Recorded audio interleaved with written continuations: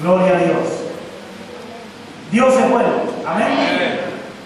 Mire, el hombre ha sido creado para vivir en dos dimensiones. En una dimensión espiritual y en una dimensión natural. Adán, mientras que hablaba con Dios, podía ver el mundo espiritual, ver los ángeles, ver a Dios, ver todo lo que sucedía en el cielo, pero también al mismo tiempo podía ver todo lo que sucedía en la tierra. Él estaba en dos dimensiones.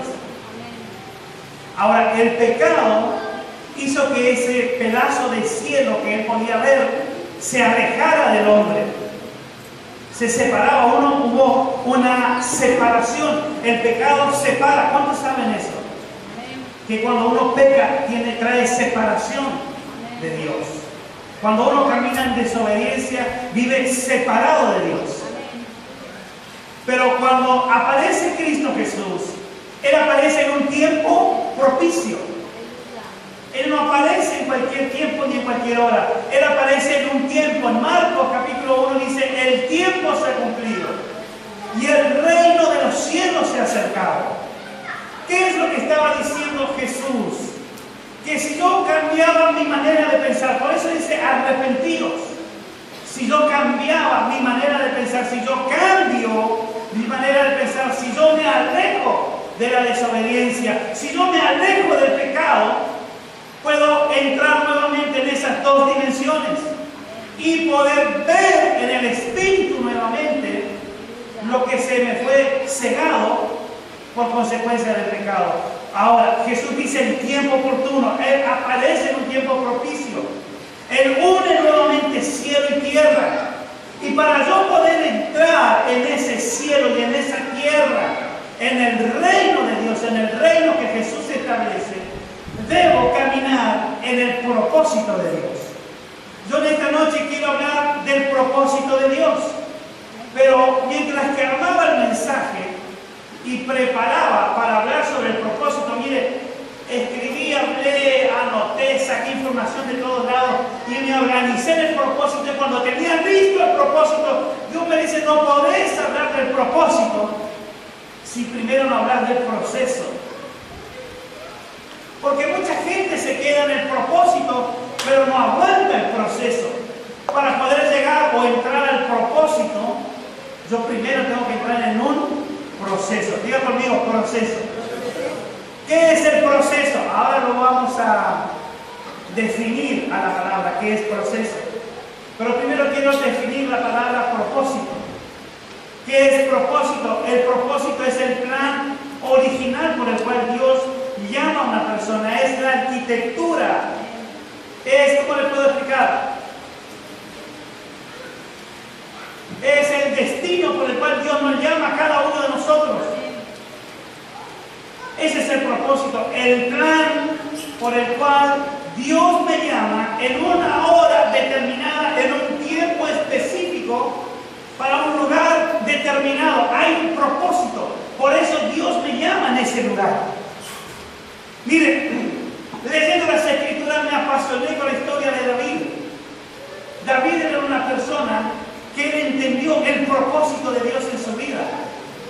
Muchos predicamos el Evangelio, muchas veces hablamos la palabra, pero cuando David habla en el Salmo 138 y dice, el Señor cumplirá su propósito en mí, él no estaba hablando específicamente de ser rey. Lo que me he dado cuenta en este tiempo, que él fue el rey fue una añadidura al propósito de Dios. No es que el propósito de Dios era que él sea rey. Pues Dios no quería rey en Israel. Dios quería él gobernar. Dios da rey porque el pueblo pide rey. ¿Se entiende? Pero David, cuando habla del propósito, no habla de que iba a llegar a ser rey, sino que el propósito era ser un adorador excelente. Caminar en la excelencia de Dios en la adoración. Y cuando él entiende que ese es su propósito, es que Dios comienza a añadir todo lo que añade. ¿Qué le añade Dios? Le añade gente fiel, le añade riquezas, le añade reino, le añade soldados, le añade una ciudad, le añade un nombre, le añade un apellido, le añade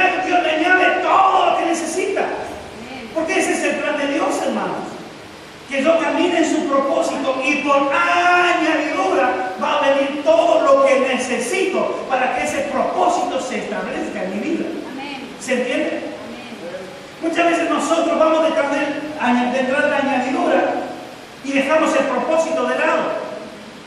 ¿Por qué? Porque nos gusta la añadidura. ¿Quién no quiere ser rey? En la época de David todos querían ser rey porque iban a tener un montón de cosas favorables. Iban a tener dotes, iban a tener tierra, iban a tener dinero, iban a tener fama, iban a tener un montón de cosas. Comodidad, aire acondicionado, aviones, yates, lujos. Pero ese no era el propósito de Dios. El propósito de Dios era que el pueblo, que el mundo, escuche esto, que el mundo conozca que Él era Dios de Israel. Ese era el propósito. Y muchas veces la gente no entiende. Saúl no entendió. Por eso Dios se enoja con Saúl.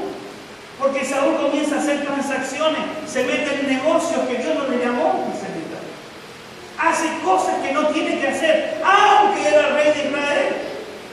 Pero el propósito de Dios era que las naciones conozcan que Él era único Dios, que Él es Dios bueno, que Él es Dios misericordioso, que Él es Dios todopoderoso.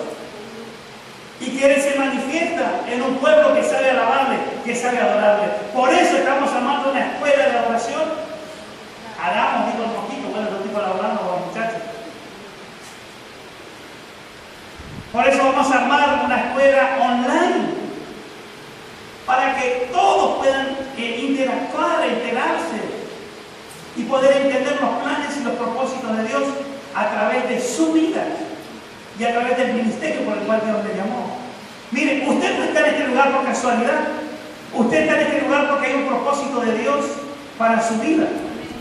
El que está escuchando el mensaje en esta hora no lo está escuchando por casualidad, lo escucha porque hay un propósito específico y determinado en su vida para afectar a una generación en este tiempo. Miren, si nosotros conociéramos el plan de Dios, nos dejaríamos de hacer un montón de cosas que estamos haciendo y haríamos el propósito del Padre. ¿Cuánto entienden lo que digo? Decirle al que está a lo tuyo, hay un montón de cosas que tienes que hacer. Y no son justamente las que estás haciendo. Porque todo lo que hagas tiene que relacionarse con el propósito. Si no tiene propósito, está cerrado el camino. ¿Entendió? Es así cortito el tema. Aún para ponerse de novio, si no hay propósito, ni se case. Si va a empezar una empresa, si no es el propósito de Dios, no lo haga. Mire, hasta para comprarse una camisa le diría, y ese es el propósito. Y usted va a decir, pastor, pero ¿qué tiene que ver? ¿Qué tiene que ver para qué? ¿Qué tiene que ver la camisa? ¿Y qué tiene que ver el marido? ¿Qué tiene que ver la esposa? Tiene mucho que ver. Porque todas esas cosas van a incidir en tu vida espiritual. Y te van a dividir, te van a sacar del camino del propósito por el cual Dios te llamó. Dios tiene un propósito. A Dios no le interesa tanto bendecirte. Y yo quiero que se entienda lo que voy a decir ahora. A ver, ¿cómo me explico? A Dios le interesa bendecirte. A mí como persona. A Dios le interesa bendecirme.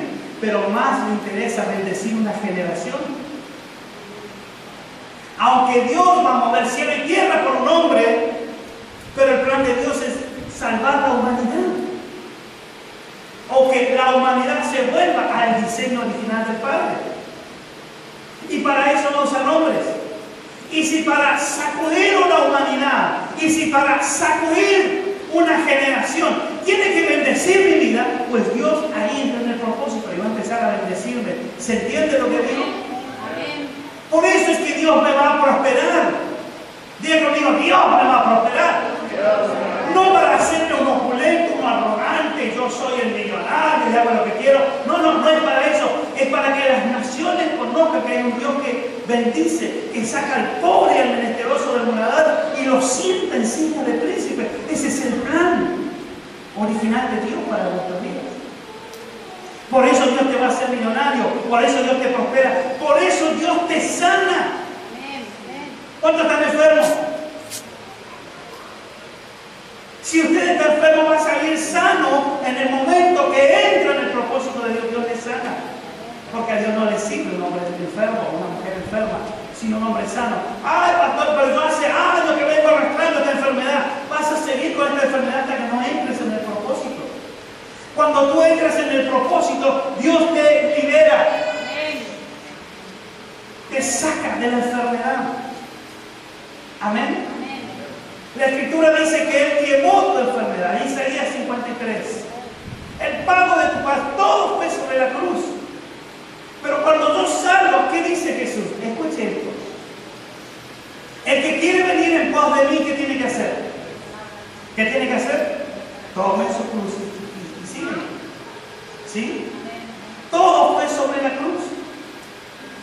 Cuando yo me aparto de la cruz, cuando yo camino en mi propósito, es por eso que tengo enfermedades. Porque todo fue sobre Él. Y por sus llagas soy curado. ¿Se entiende lo que digo? Si usted camina en el propósito de Dios, ni siquiera va a necesitar que oremos por la sanidad de su cuerpo. Porque por sus llagas fuiste curado. Decirle que está orgulloso, por tus llagas, por las llagas de Cristo fuiste curado. Hermanos, para entrar en el propósito de Dios hay que entrar en un proceso. No se puede caminar en el propósito sin proceso. Amén. Ahora las Escrituras en el libro de Primera de Pedro.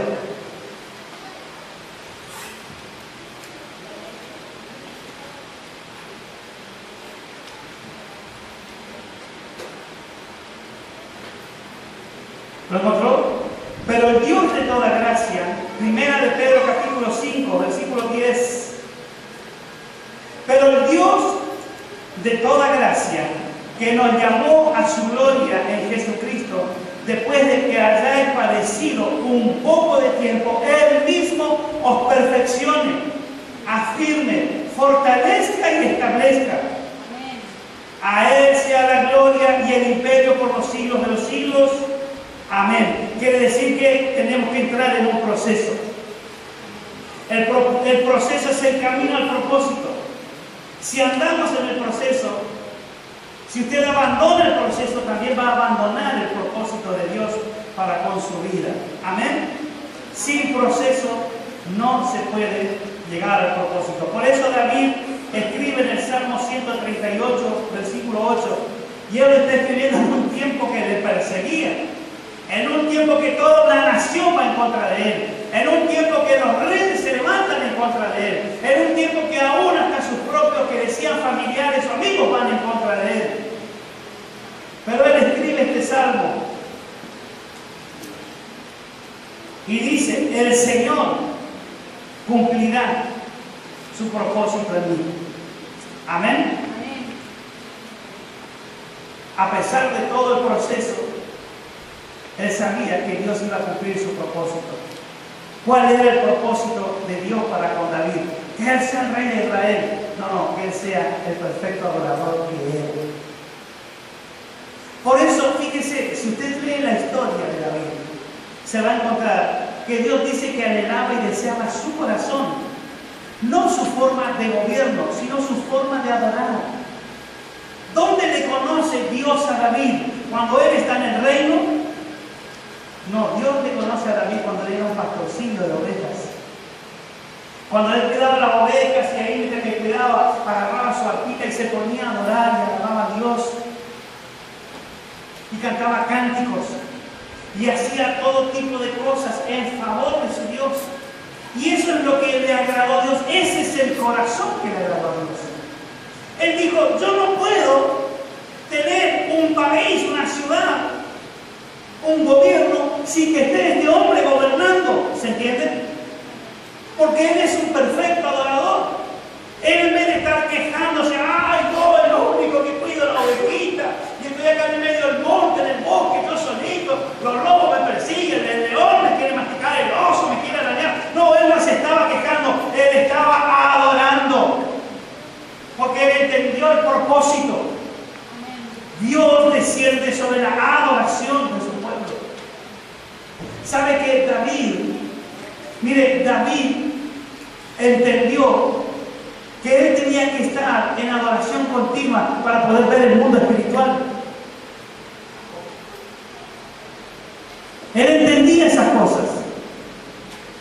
Por eso es que Él perfecciona esa adoración. Y fíjense que cuando Él vuelve, cuando Él va a Israel, cuando Él se propone llevar el arca, ¿ustedes conocen la historia?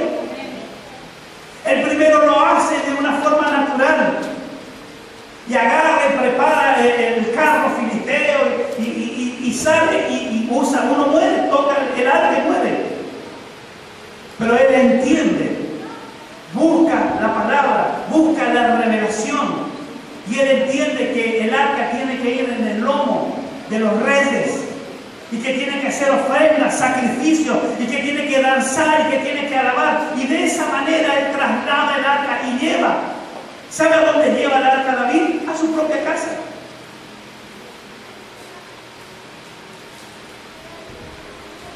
Más de uno tenemos que tener el arca de Dios en nuestra casa. Y no hablo arca en cuanto a estructura o mueble o como se quiera decir, sino que habla del arca en cuestión de espíritu. Un lugar, una habitación de adoración para nuestro Padre. Que ese es el lugar de la adoración, ese es el lugar íntimo. Fíjese que Él en ese lugar, porque Él llevó el arca a su propia casa, dice que en su propio patio, bueno, no dice así específicamente la escritura, pero en su propio patio Él tenía una tienda. Y allí puso el arca y allí Él estaba 24 horas del día adorando. Él, escuche esto, por tener relación con Dios, tenía revelación. Vivía en dos dimensiones, en una natural y en una espiritual. De tal manera que creaba instrumentos. Él veía en el cielo los instrumentos que tocaban los ángeles. Es más, tenía revelación propia. Yo creo que David hizo instrumentos que ni siquiera los ángeles tienen. ¿Dónde están esos instrumentos? Pregúntele a que cada uno, ¿dónde están esos instrumentos? Yo le voy a decir dónde están esta noche. ¿Sabe dónde están? Están en usted. Está en mí. Yo soy ese instrumento de Dios. Y Dios puede revelarme. Y no solo, por eso dice la Escritura, mayores cosas que hizo el Señor voy a hacer yo. Pero necesito entrar en ese propósito, en ese plan, en ese proceso que Dios quiere para cada uno de nosotros. Y no solo se van a revelar o develar instrumentos. Mire, hay un conjunto aquí en Argentina que se llama Les Luthiers. ¿Cuántos conocen? ¿Lo vieron alguna vez? Y yo veo cada desastre que hacen, cada instrumento. Hacen con un calefón, con una canilla, con pedales de bicicleta y tocan música. Y yo el otro día estaba mirando conmigo con la Les Luthiers y me reía porque realmente es un grupo cómico. Y digo, ¿no? ¿Qué revelación que tiene esta gente? ¿Cómo puede ser que el Les Luthiers, que vive diciendo un montón de guarangadas en otro nivel, pero no dicen, ellos crean instrumentos y nosotros le adoramos a un Dios y no podemos salir a veces de lo clásico? Una guitarra, un bajo. Es un desafío para esta generación. Que entre en el propósito de Dios, que entre en el proceso. Ay, pastor, ore por mí, porque el proceso, mire, el proceso no lo determina el hombre, lo determina Dios. ¿Sí? Cada cocina diferente. Por ejemplo, el pastor Jara tiene una cocina que puede ponerlo en el horno y puede estar 10 días ahí de cocina, a los 10 días. Y yo tengo una cocina que si a la media hora no revisar te quema. Son diferentes procesos.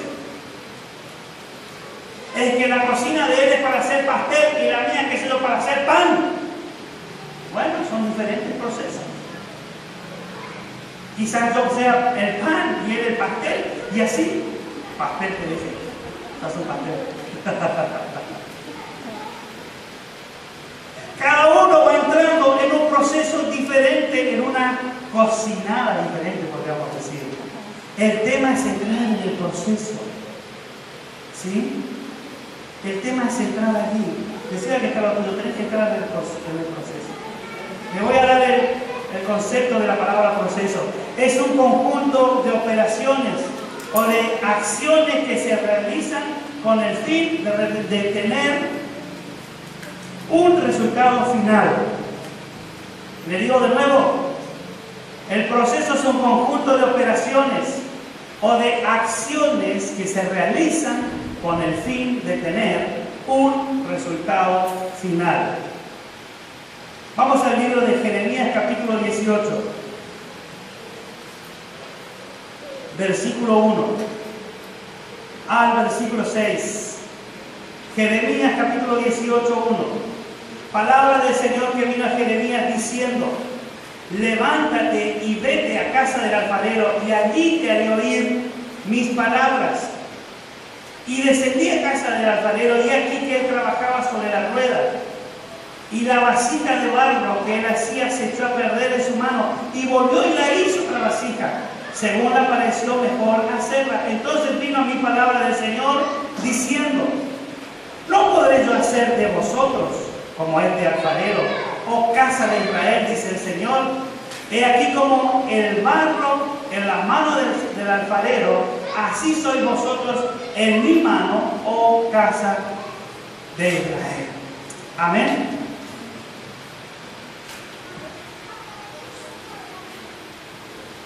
Esto tiene que ver con el propósito de Dios.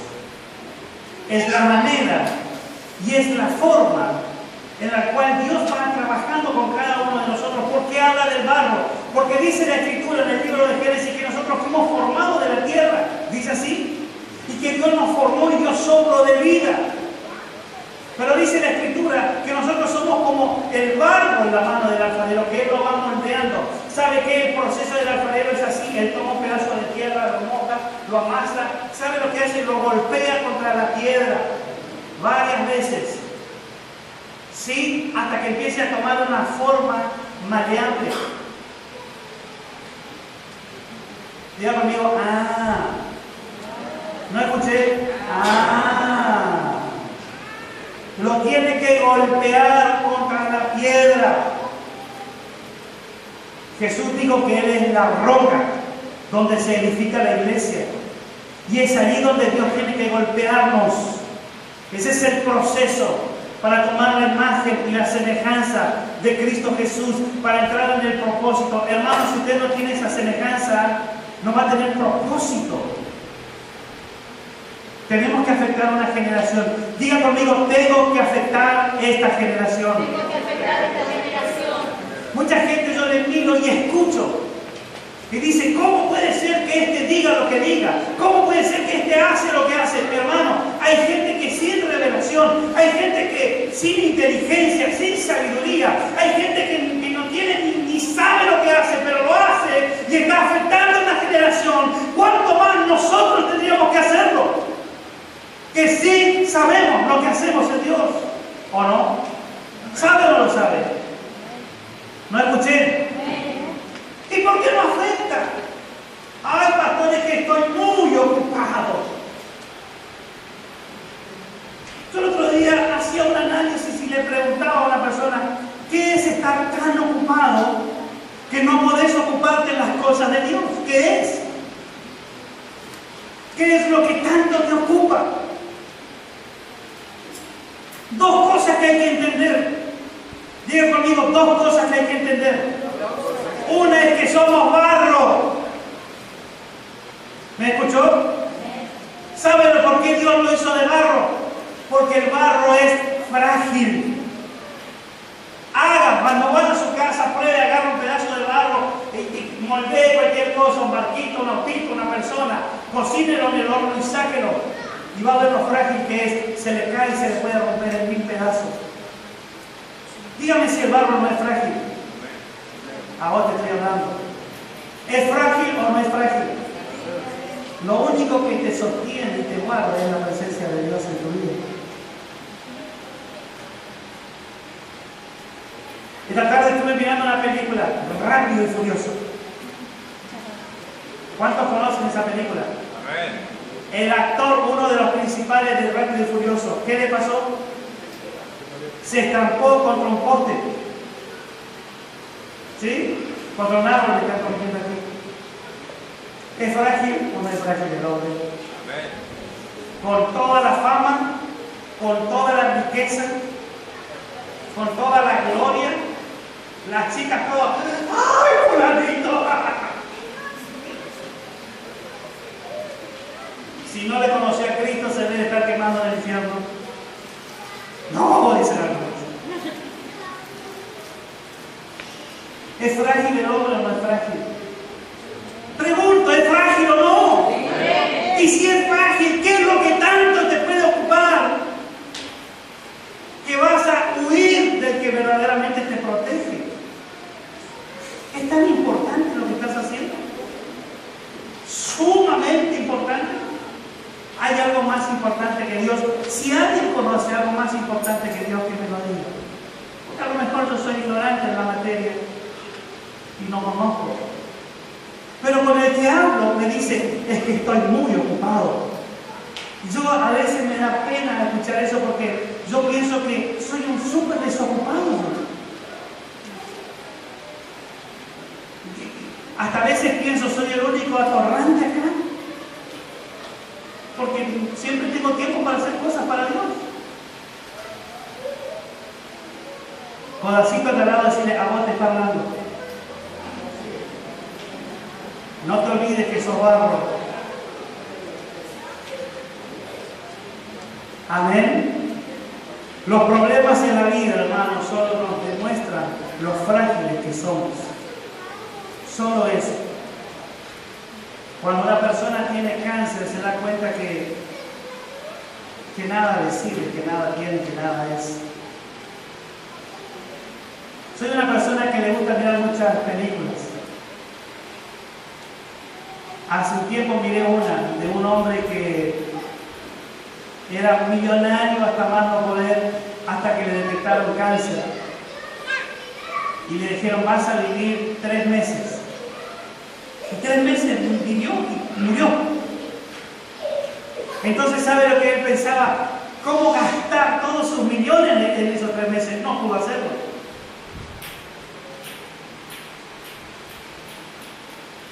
Porque más estaba haciendo quimioterapia, estando en hospitales, en sanatorios, no pudo gastarlo. Miren lo que estaba haciendo la vida frágil.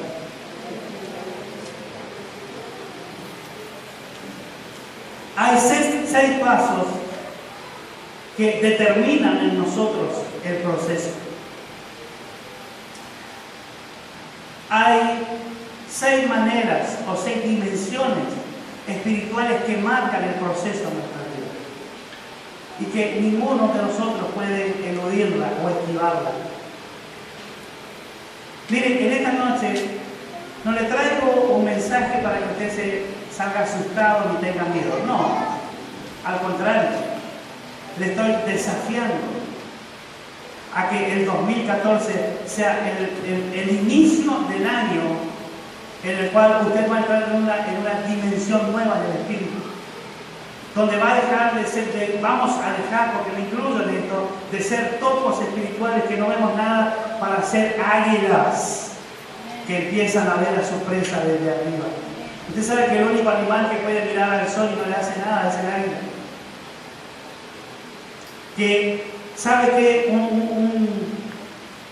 una de las cualidades que tiene el águila, que dice que en las alturas ellos detectan a su presa bien alto.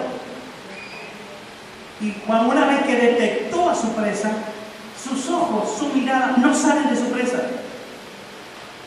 Así que sigue revoloteando, va, viene y va bajando o va en picado, como fuera, pero en ningún momento su vista sale de su presa. Así que cuando una presa fue identificada por un águila, lo único que le queda es firmar su testamento.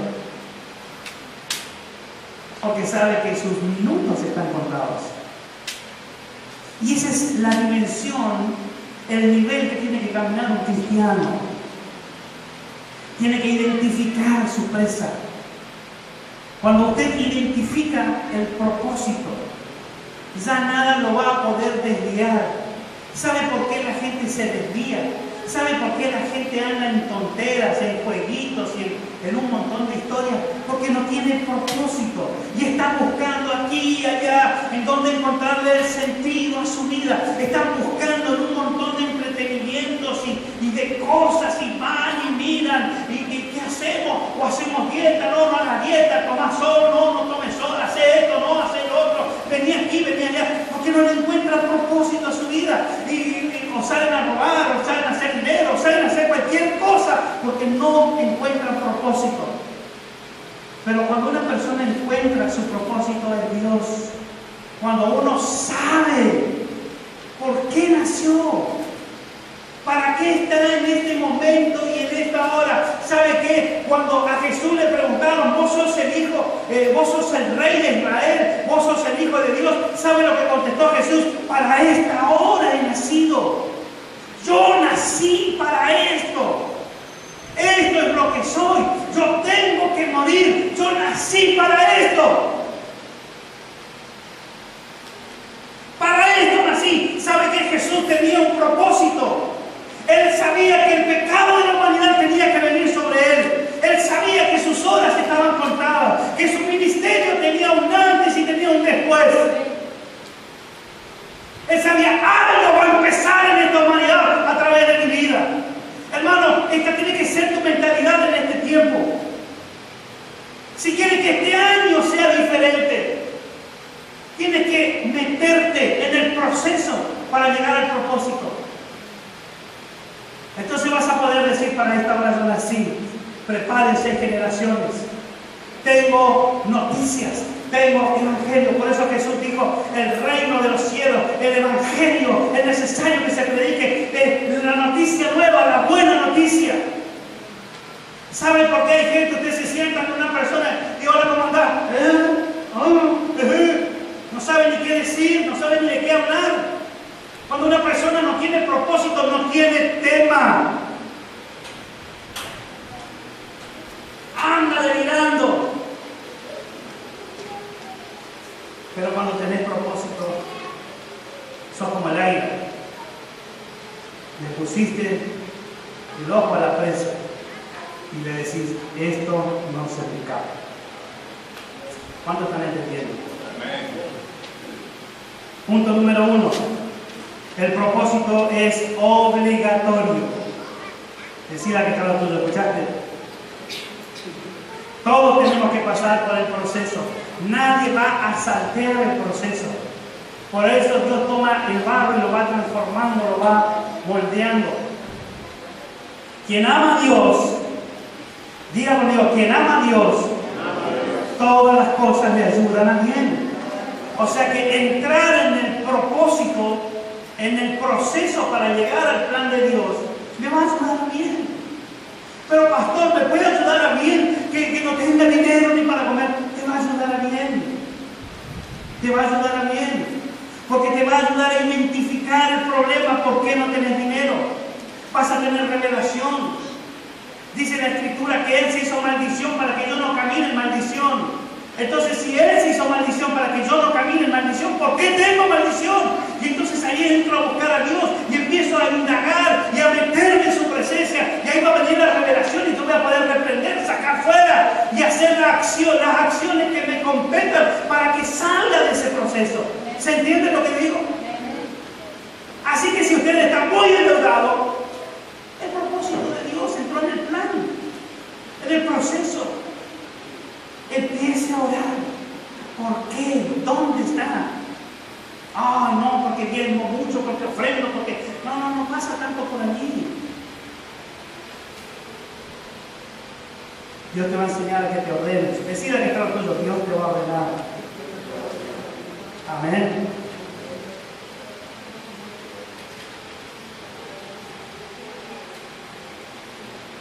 Dios es bueno.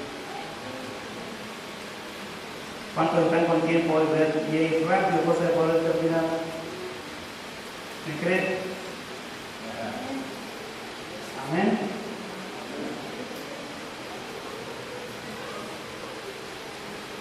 Punto número 1, el proceso es obligatorio.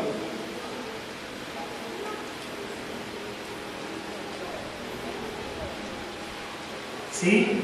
Punto número 2, el proceso es solitario. Decir que cada tuyo es solitario. Esto significa que el problema que tienes es para ti solo.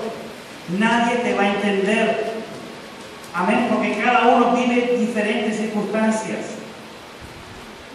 Y es usted el que lo está viviendo. Pero si yo entro en el proceso que mi mujer entre conmigo, no es así. Pero mi marido no me va a dejar, no es así. No te equivoques. La Escritura dice, dos van a estar durmiendo en una cama. ¿A quién se refiere?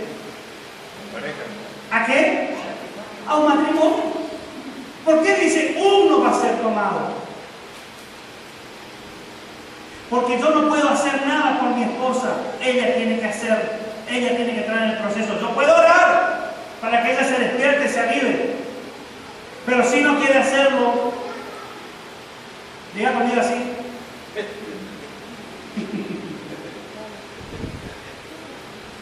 El proceso es solitario. No voy a dejar a mi hijo, no me voy a dejar, voy a estar con él. Y vaya, hermana, sufra con él, haga lo que quiera. Pero usted no le va a evitar el proceso a su nene y a su nena. No le va a evitar. Diga conmigo, no. Si tiene propósito en Dios, Dios va a cumplir su propósito también. Y va a haber un propósito en él o en ella. Le digo porque muchos papis y muchas mamis tenemos amor y queremos evitarle los dolorcitos a nuestros nenes. Micaías, cuando aprendió a caminar, ¿qué le decíamos nosotros? ¡No corras! Porque Micaías tenía un problema de dar medio chuequito.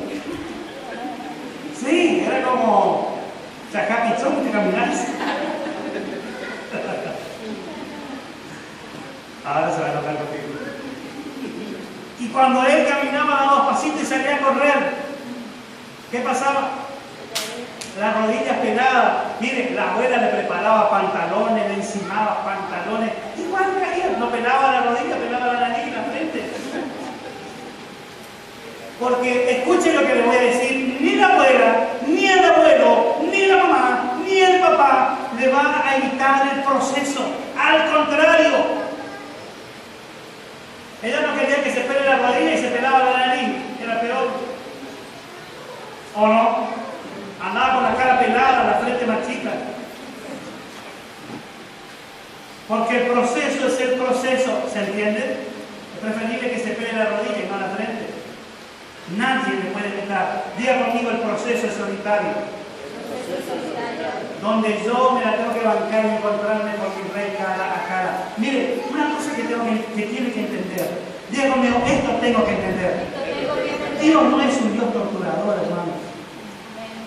El Espíritu Santo no le va a decir, bueno, Satanás, agarrarle a ese y cae con el tenedor, hacer el desastre, pero no. Dios no está en ese tema. Yo quiero que usted saque la mente religiosa y la tire fuera de su mente. Esto no tiene que ver con la religión.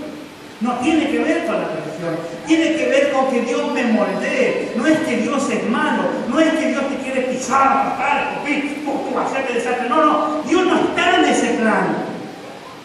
Dios es un Dios de amor. Dios es un Dios de misericordia. Y está esperando que yo preste mi oído, le escuche y camine en obediencia. Es todo.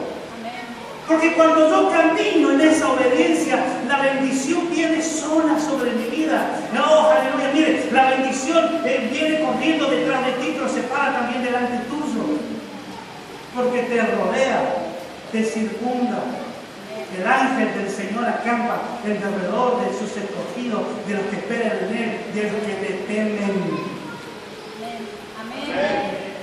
¿Se entiende? Porque mucha gente piensa, hay que entrar en el proceso de Dios y que te mueras de hambre, y que andes enfermo, doblado, torcido y que nadie te dé la mano. Mire, eso es religión. No es el plan de Dios ese. El plan de Dios es moldearte. Mire, por eso hay que conocerlo a Dios.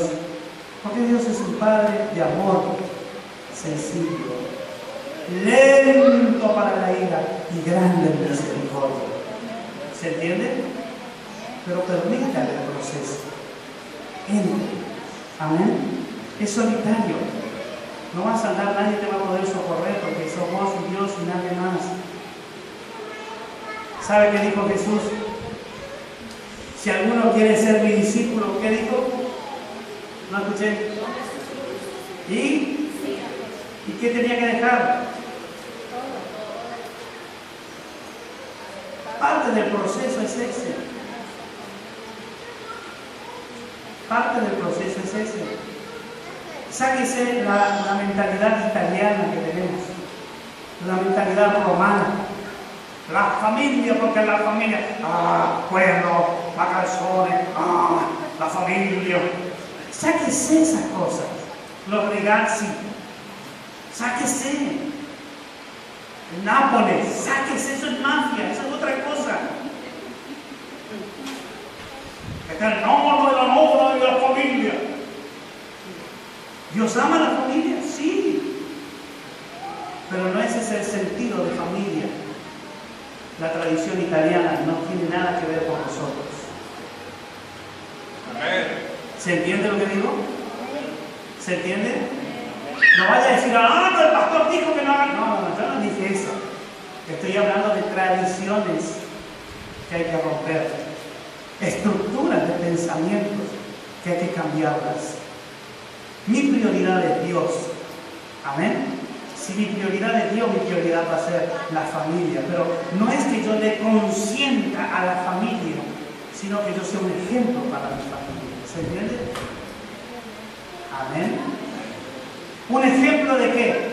Porque yo soy un ejemplo de conducta y de esto y otro de desobediencia con Dios. Ese ejemplo no sirve. El ejemplo es de obediencia primero para con Dios. Amén. Amén. Por allí pasa, hermanos. Ya su nombre dirían antes, pero no se dice más. Punto número 3. Dije, primero el proceso, ¿cómo era? Obligatorio. Segundo, tercero es doloroso. Decirle que estaba duro, te va a doler. La Escritura dice que Jesús tuvo que ser quebrantado y tuvo que ser molido.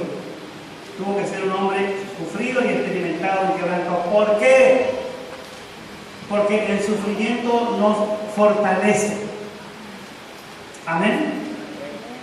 El sufrimiento nos fortifica. El sufrimiento te va a dar gozo cuando entiendes que estás en el propósito de Dios.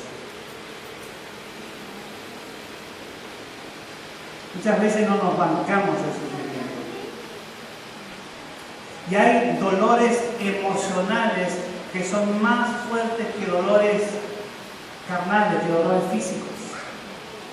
Y ese tipo de dolor no estamos dispuestos a soportarlo. Hermano, ese dolor te va a fortalecer. ¿Sí?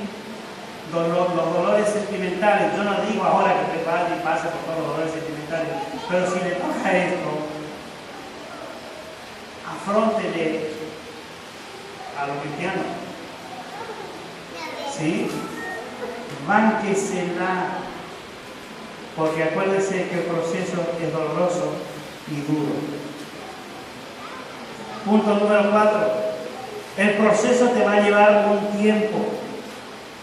No va a ser toda la vida. De uno depende también. Pero seguro que un tiempo. Mucha gente pide oración y dice, ay pastor, yo quisiera que esto pase, que sea como un sueño. Mire, todos queremos eso. Pero ¿qué va a hacer? Tiene que pasar. El proceso es lento y lleva un tiempo. ¿Por qué es lento y por qué lleva un tiempo el proceso? Porque nosotros tenemos patrones de conductas, normas de comportamientos que nos cuesta mucho dejarlas. Tenemos, ¿se acuerdan lo que hablamos el otro día? Filosofías de vida, por eso le enseñé la filosofía de vida de Jesús. Tenemos estructuras de pensamientos. ¿Sabe que la idea, el pensamiento, la palabra, la filosofía de vida, ¿saben lo que provocan en mi mente? Provocan una fortaleza mental. ¿Qué es una fortaleza mental? Es una idea que tengo en mi mente que está protegida, es una fortaleza. ¿Sí? ¿Por qué esa idea está protegida? ¿Por qué? Porque no quiero cambiar, quiero ser así. Entonces yo le hago una fortaleza y tengo un montón de argumentos. Eso forman la fortaleza, argumentos que guardan esa idea allí. Y que lo único que puede derrumbar esos argumentos es Cristo Jesús, la palabra de Dios, la palabra revelada, el Espíritu Santo, el amor de Dios. Es lo único. Cuando la persona tiene una fortaleza mental, mire, usted puede llamarle a, no sé, a uno con una motosierra y le parte la cabeza por el medio, no le va a cambiar la idea, porque tiene argumentos. ¿Y sabe qué? Son argumentos muy válidos. Es más, quiere que le diga la verdad de la cuestión así, fuera de lo espiritual. Le voy a decir, usted tiene razón con lo que piensa, está bien como piensa. Pero en Cristo Jesús está mal. A la luz de las Escrituras, a la luz de la revelación está mal. No condice con la revelación de la palabra. ¿Se entiende lo que digo? Si usted lo habla naturalmente, en el mundo, en lo secular, la gente va a decir, está bien como pensás. Mire, yo hay muchas estructuras de familia que la pondría en el ambiente secular y dirían, ¿qué familia ejemplar? Pero a la luz de la Escritura es un desastre. Desastre, digo, desastre. No tiene ni ton ni son. Pero a la luz secular dirían, ¿qué? Semejante. ¿Qué? Oh. Y no voy a entrar en detalles allí, pero pasaríamos horas hablando. Y allí está la estructura, la fortaleza mental armada, organizada, con un montón de argumentos válidos o inválidos, pero allí están. ¿Y sabe qué? ¿Qué dice? Jesús enseña, hay que entrar y buscar a quién. Al hombre fuerte ahí dentro. Porque esa fortaleza mental, lo que anida, ¿sabe qué es? ¿Sabe qué es? Un demonio, un espíritu inmundo. Por eso Jesús dice que hay que entrar y atarle primero al hombre fuerte allí. ¿Sí? ¿Cómo se anidó allí? Por una idea, por un pensamiento, por una filosofía. Y armó esa cuestión. Por eso la persona, para entrar en el proceso, tiene que cambiar esa manera de pensar. Jesús dijo, arrepentidos, vuélvanse atrás de su manera de pensar. Si usted quiere entrar en el proceso, va a tener que sacar el chip y dejar ahí, ponerse el chip de Cristo. ¿Se entiende lo que digo? Amén.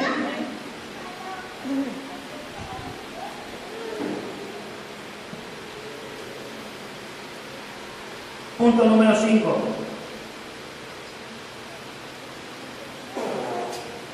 El proceso termina. Amén.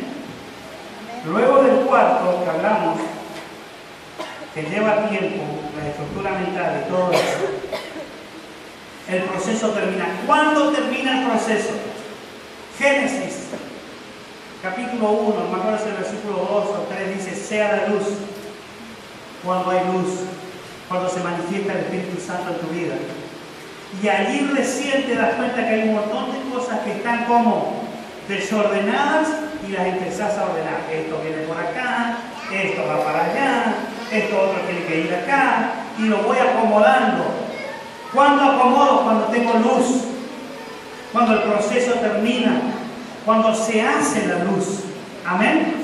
Cuando Dios dice sea la luz, cuando el Espíritu Santo entra a obrar en mi vida, yo empecé a terminar el proceso. Y cuando termino el proceso, el punto número 6 es que me doy cuenta que el proceso es invalorable. ¿Y sabe lo que piensa uno? Valió la pena pasar por donde pasé. Dígame si no vale la pena pasar por donde no pasé.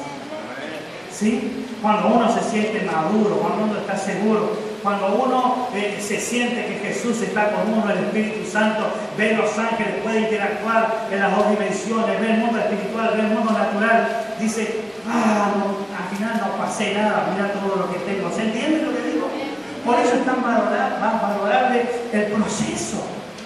Entrar en el proceso es lo mejor que me pueda pasar. Porque cuando termino el proceso, yo entro en el propósito y ya nada me puede perturbar, ya nada me puede alejar del amor de Dios. Por eso el apóstol Pablo escribe: ni muerte, ni desnudez, ni lo alto, ni lo bajo, ni nada me puede separar del amor de Cristo. Aleluya. Porque ya nada me puede sacar de donde estoy. Nada ni nadie. ¿Se entiende? Aleluya. Diga conmigo, aleluya. Mire, el problema matrimonial, el problema físico, el problema económico, el problema financiero, el problema que hayas pasado o que estés pasando, ni se compara con la gloria de Dios que viene sobre ti. Por eso está escrito que la gloria postrera es mayor que la primera. Por eso usted se tiene que preparar. Cuando usted se da cuenta que entra en el proceso de Dios, sabe lo que tiene que hacer. En vez de quejarse, haga planes para lo que viene. Empiece a proyectar, empiece a ver en el Espíritu lo que empieza a venir. Por eso Jesús dice en la Escritura que Él, estando en la cruz del Calvario, tuvo sumo gozo. ¿Me entiendes? Porque Él estuvo sufriendo, Él estuvo golpeado, herido, abatido allí en la cruz. Pero Él podía ver en el Espíritu lo que venía. ¿Sabe lo que estaba viendo Jesús? Nos estaba viendo a nosotros. Estaba viendo las generaciones que venían, que ya no iban a vivir en pecado, que ya no iban a ser juguetes del diablo, que ya no iban a tener pensamientos cerrados, sino que el reino de los cielos se iba a acercar a cada uno de nosotros. ¿Se entiende lo que digo? ¿Por qué no dice gloria a Dios? Mire, yo saldría corriendo por la mitad de esto. Cuando estamos en el proceso no vemos, no nos damos cuenta. Pero cuando pasamos el proceso, podemos caminar en el propósito. Cuando todas las puertas ya son abiertas. No digo que ya no van a hablar, que no van a decir y hacer un montón de cosas, pero ya no le vamos a dar importancia. Ya nada me va a afectar de lo que diga. Está gordo, está flaco, está negro, está alto, está rubio. Ya no me importa lo que digan. No me interesa. Estoy en otra. Mirá la que está tú decir, estoy en otra. Primera de Pedro, capítulo 5, y ya termino. Capítulo 5, versículo 10. 10 y 11, primera de Pedro.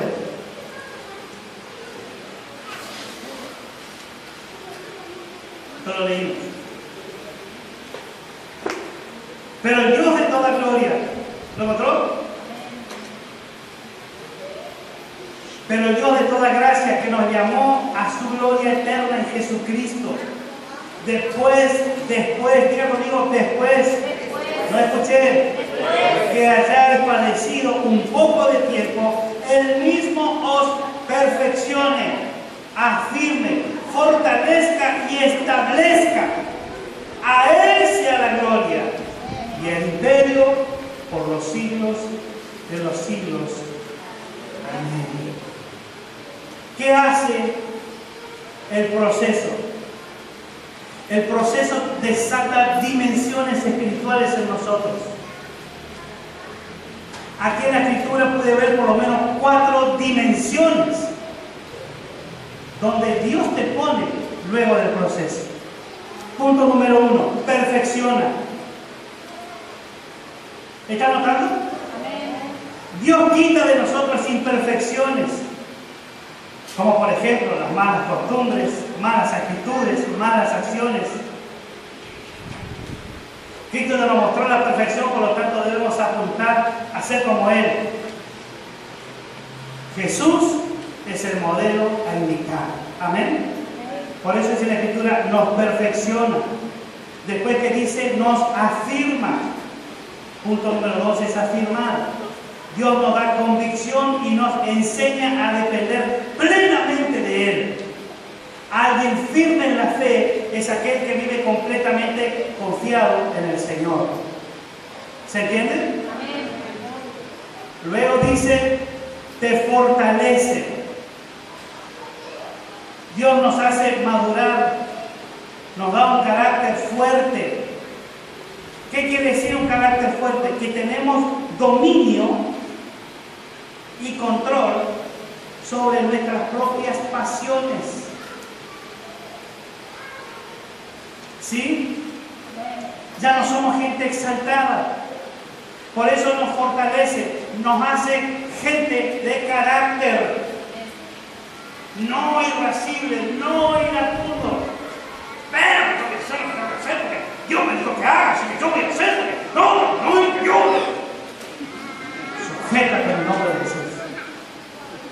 Por eso es imprescindible el proceso, porque allí Dios va a moldear tu carácter, decir a que captura tu carácter, y te va a dar un carácter fuerte. ¿Qué es un carácter fuerte? Es un carácter que va a confiar solo en Dios.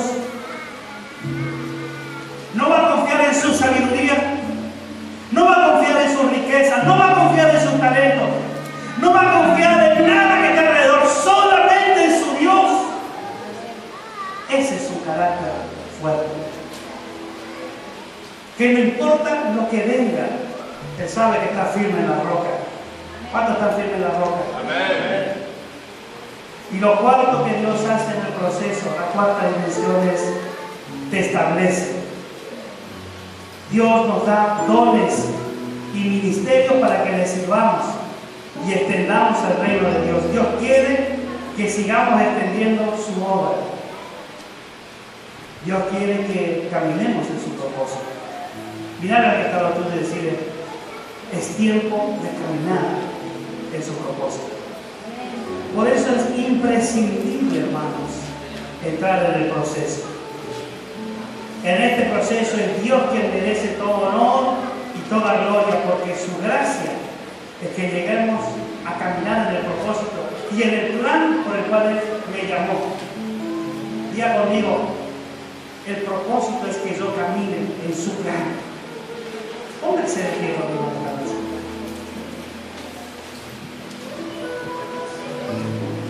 Porque la gracia es que logre llegar a la plenitud de aquel que todo lo puede. Por tanto, estamos llamados a esforzarnos, a seguir el proceso de crecimiento que Dios tiene para con nosotros. Perfeccionamiento, firmeza, fortalecimiento y establecimiento. Quiero decirte una cosa, iglesia, en esta noche. Dios tiene un plan y Dios tiene un propósito para con tu vida. Por eso Él te permitió nacer para este tiempo. Por eso Dios te dio vida. Por eso tienes la salud que tienes. Ah, pastor, yo no tengo mucha salud. Pues empieza a entrar en el propósito ahora. Si usted en esta noche permite que el Espíritu Santo comience el proceso en su vida, usted va a salir sano de este lugar. Usted va a salir sano de este lugar, sano, libre de toda dolencia, porque es el plan de Dios para tu vida, perfeccionado en su palabra, en su presencia y en su